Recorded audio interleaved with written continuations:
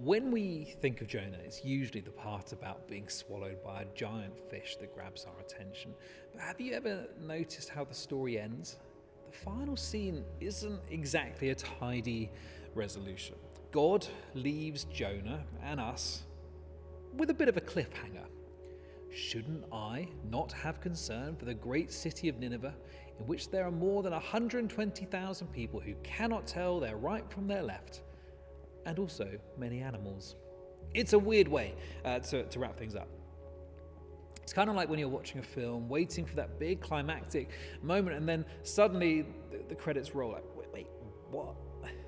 That's how the book of Jonah feels. It doesn't end with a neat conclusion, but with a question about Nineveh, a city Jonah isn't too fond of, to say the least. And then there's the Gourd.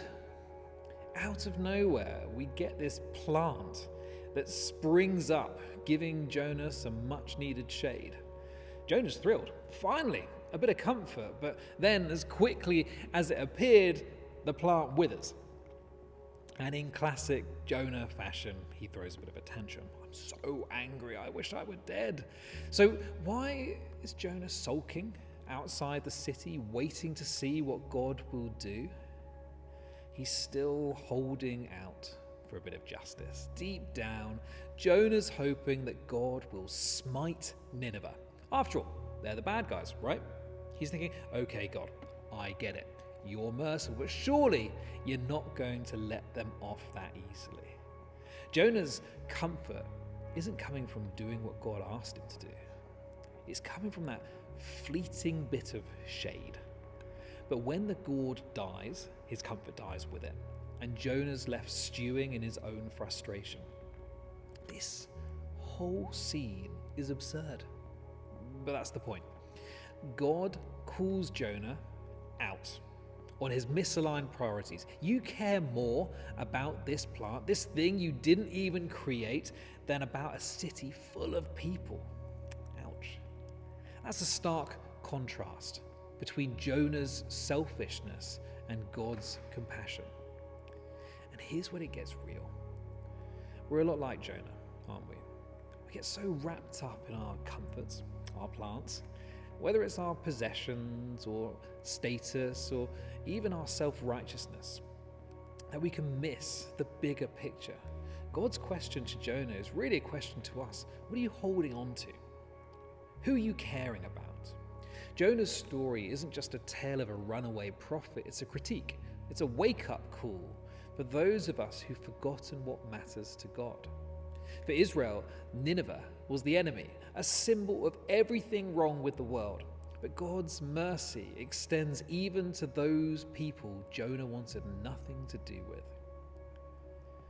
And what about those animals mentioned at the end? It seems random, but it's not. From Genesis, when Adam names the animals, to here in Jonah, and today and forever, animals are a part of God's creation, and God cares about all of it. It is good.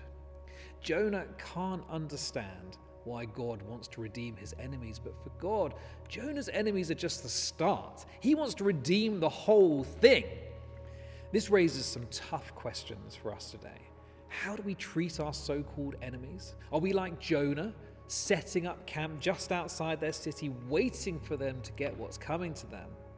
Or can we step into God's shoes and extend the same grace he offers, even when it's hard? In a world full of divisions and grudges, God calls us out of our comfort zones. He asks us to love people we'd rather avoid, to embrace a mercy that feels too generous. When Jesus refers to the sign of Jonah in Matthew 12 to foreshadow his own death and resurrection, his message is clear. Mercy triumphs over judgment. The Ninevites got it when Jonah preached to them, and now someone greater than Jonah has come. As we enter into this final week of Lent, maybe it's time to let go of some things. Our anger, bitterness, and need for revenge. Jonah sat outside the city waiting for his enemies to fall, but what if God is asking us to go inside, to offer reconciliation instead of hoping for their downfall? God's question to Jonah is his question to us. Should I not have concern for those who don't yet know me? It's not just about our enemies. It's about God's heart for the whole world. Can we enter that kind of love even when it's uncomfortable? Jonah's story leaves us with a question. Are we going to sit under our withered plants, clinging to our comforts, or are we going to join God in his work of redeeming everything, even those we find hardest to love?